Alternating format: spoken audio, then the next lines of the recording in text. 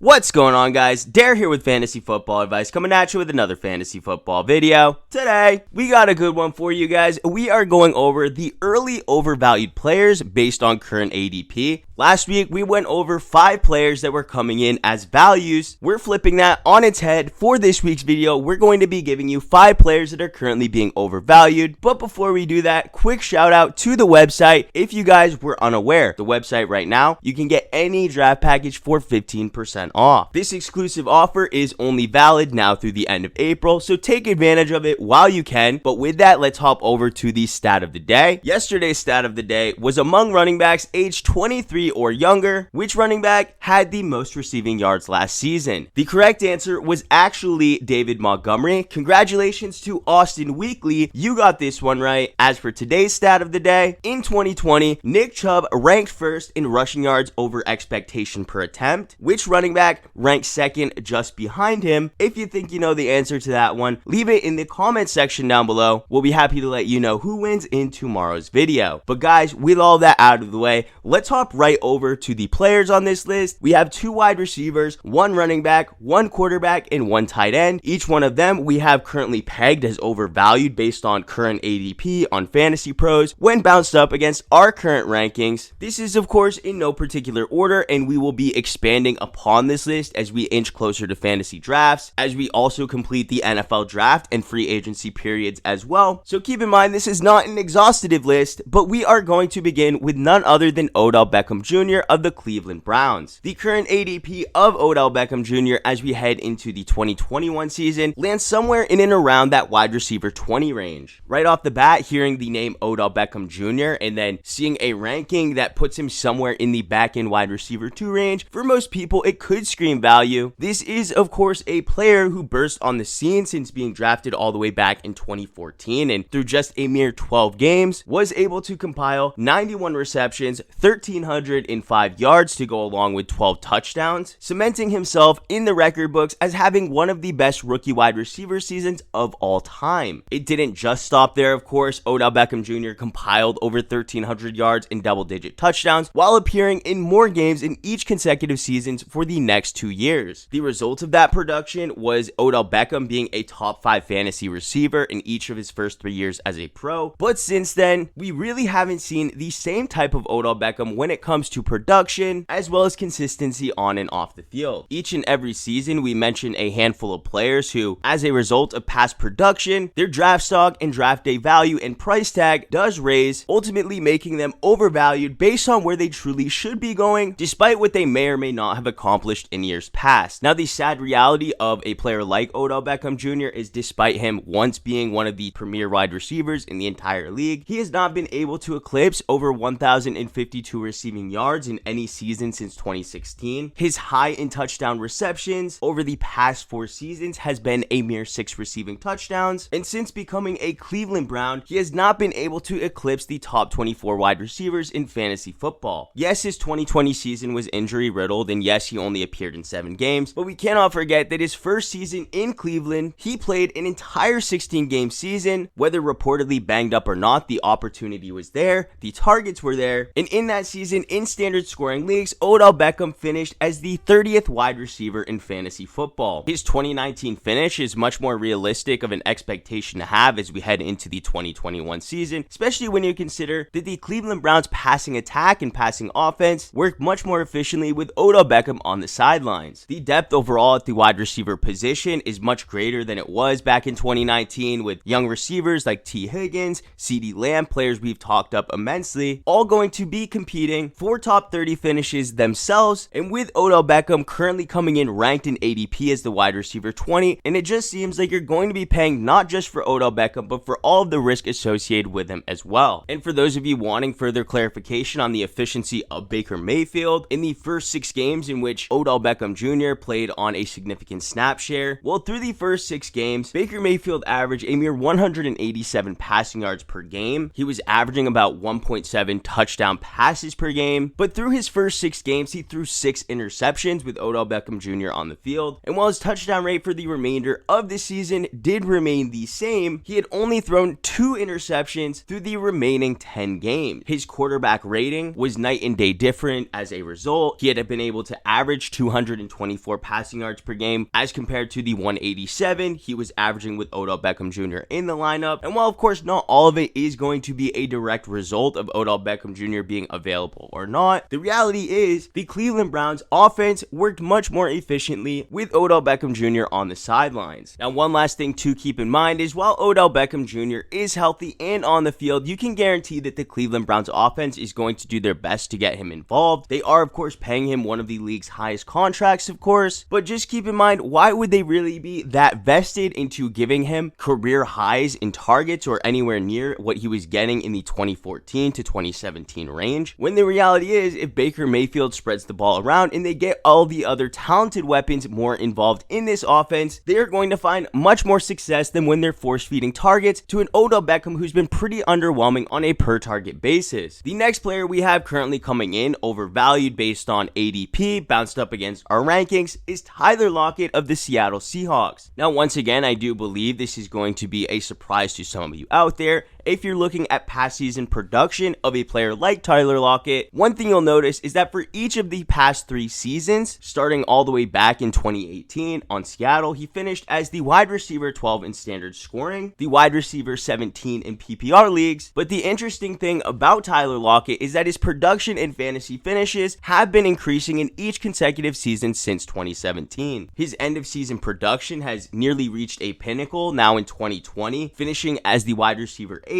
in PPR leagues, the wide receiver 11 in standard leagues, finishing with the most receptions he's ever had as a pro, the most targets he's ever had as a pro, and tying his career high in receiving touchdowns, coming in the double digits with 10 receiving touchdowns. Now, typically with a player who's trending up in volume as well as production for each of the past 3 seasons, these would be indicators of us wanting to value him closer to where he finished or even potentially higher than he finished the previous season. But the reality is the story of his end of season production really doesn't match the story of what it was like to own Tyler Lockett. Owners of Tyler Lockett in the 2020 season can definitely summarize his ownership as disappointing. We cannot forget, of course, that a lot of his 2020 production was tied to a few big games, most notably a Week 7 performance against Arizona, in which the player received a massive 20 targets, converting that into 15 receptions for 200 receiving yards, even scoring 3 receiving touchdowns in the process, ultimately compiling nearly 20% of his entire season's production in a mere one single game. While yes, owners of Tyler Lockett who did start him in that game were rewarded and likely won that week, but it does call into question a number of factors, including what was his production like on a per week basis if 20% of his entire season's production is coming in just one contest. Now, if that was the only massive ceiling game that he had been able to compile that season, then the remaining production could have potentially been spread out evenly. But we cannot forget just a few weeks earlier, Tyler Lockett had yet another triple-digit receiving yard performance on the back of 13 targets and 9 receptions, a game in which he also was able to score 3 receiving touchdowns. So we now have 6 of Tyler Lockett's touchdowns coming in just 2 games, leaving just 4 touchdowns and his total of 10 he compiled on the entire season to be spread out across the remaining 14 games. The interesting fact about that is outside of those 2 games in which he scored 6 touchdowns, Tyler Lockett himself only scored a receiving touchdown in 3 other contests throughout the entire season, meaning in 11 of his 16 games in 2020, Tyler Lockett had remained scoreless. If that wasn't bad enough, the only time Tyler Lockett was able to eclipse 100 or more receiving yards was once again in those 2 contests, meaning not only was Tyler Lockett scoreless in 11 of his 14 other games, but was held to under 100 receiving yards in 14 of those 14 games as well. The result, of course, was after that Week 7 explosion against Arizona, Tyler Lockett in full PPR leagues was held to 13 or less points in all but 2 remaining games. One of those games, of course, most notably being in Week 17, in which most people aren't even playing fantasy football anymore. So for most people who are looking at Tyler Lockett and looking at his end of season production over the past few seasons, not factoring in the emergence of super superstar DK Metcalf and the likeliness of his target market share increasing year over year as well, throwing out exactly how bad Tyler Lockett was outside of his few boom games across last season, then yes, I can understand why people see him coming in at wide receiver 26 and that screams value to them, but for us, we would feel much more comfortable taking him around the wide receiver 30 mark or later. Alright guys, we're going to move over to the running back position, and do not forget that we also have a quarterback and a tight end still to come, so don't click off anywhere. But before we do get into those players, we're going to start with none other than Josh Jacobs of the Las Vegas Raiders. Now for full transparency, I just want to let you know, Josh Jacobs is currently coming in with an ADP of around RB10, and I don't want to sit here and say like we have a massive gap on where we have him ranked. We currently have him ranked as the RB15, but for those of you very familiar with how the draft process goes and when comparing and bouncing rankings versus ADP, is that with players that have a discrepancy of about 4, 5, 6 draft spots, especially in the early rounds, the likeliness of him falling that far away from where he is currently being drafted on average is just so unlikely. So the end result is that Josh Jacobs is more than likely not going to be on any of our rosters unless his ADP does fall or our rankings do adjust to raise him higher. The reality is we don't dislike Josh Jacobs as a player. In fact, he's also playing behind one of the stronger offensive lines in the league. There's not really any competition for touches behind him that we should really be afraid of. But the elephant in the room, the reason we are a bit more bearish on him when compared to other analysts out there is just the fact that he doesn't get a ton of work in the receiving game. Now, reportedly last season, there were numbers thrown around about Josh Jacobs getting somewhere near around 60 receptions, 60 targets. And while we did see his targets increase from what he did have in his 2019 rookie campaign, in which he finished the season with 27 on the year, Josh Jacobs through 15 games in 2020 did end the season with 45 targets. 45 targets to most people may not seem like a small amount, and yes, it was an improvement over what he did see as a rookie, but when comparing his volume in the receiving game to all of the other running backs in the league throughout the 2020 season, this was an area Josh Jacobs actually ranked 19th in. That is the production the running back position uses to build its floor with, then the rushing production, the upside that comes with that, the touchdown upside that also comes along with it as well. Those factors do all compile to bring in the running back ceiling. Whenever a running back doesn't have a receiving floor, their week-to-week volatility is going to be that much greater than a running back we can confirm is going to receive 4, 5, 6 targets week over week. And while yes, some of the running backs that are receiving that type of target market share may not have the ceiling of a player like Josh Jacobs, the safety and week-to-week consistency is going to more than make up for that fact. Now, if Josh Jacobs were going to be on a team with an offense in which we truly trusted could take a massive step forward this upcoming year, or maybe tied to a defense that's going to keep these teams within one score if they're in a contest in which they're going to be losing, or a defense that could also put them in a position to be up 2+ scores late in games in which they should be dominating, then yes, those would be factors that would give us much more trust and faith in Josh Jacobs, but they're also two factors we really can't trust with him being on a team like the Las Vegas Raiders. Last season, there was even famously virtually no competition to take away targets from him in this backfield. Most notably, the team even traded away Lynn Bowden, a receiving running back, in which they had brought in specifically to fill that role, a role that they will once again be looking to fill this offseason. Without us being able to trust that his work in the receiving game is going to take an uptick this year, then we can't feel comfortable drafting him inside of the top 10 running backs. We will instead opt to take players we consider much more safe, especially with their work in the receiving game. Players like Austin Eckler, DeAndre Swift, Antonio Gibson, all players that most people, and by current ADP, are ranked behind Josh Jacobs. Alright guys, we're moving over to the tight end position, and to lead this list of tight ends that are currently being overvalued, we have Dallas Goedert of the Philadelphia Eagles. Now currently, Dallas Goedert is coming off of the board as the TE7, which may not seem like an extremely high price tag. It's certainly not light years away from where we currently have him ranked, us just 2 spots lower, coming in at the TE9. But like I had mentioned, with discrepancies of just a few spots at the early portions of the draft, this could be the major difference in you being even able to draft this player, or if he's going to be long gone before you're ever ever really feeling comfortable in taking him. Now, once again, I think the major discrepancy doesn't come with us being